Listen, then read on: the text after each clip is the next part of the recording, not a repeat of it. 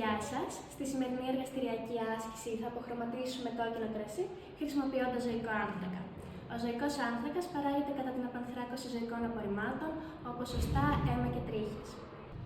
Ο ζωικός άνθρακας έχει προστροφητική ικανότητα και θα απορροφήσει τις ανθρακιάνες του κόκκινου κρασιού.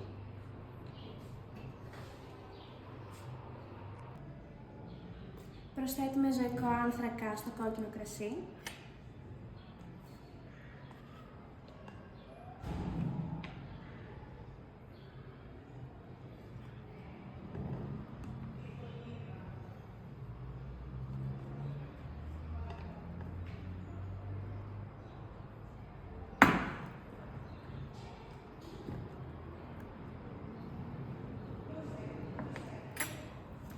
Και αναδεύουμε και διηθούμε χρησιμοποιώντας διπλό ηθμό, διότι ο ζωικός άνθρακας είναι λεπτόκοκα διαμερισμένος.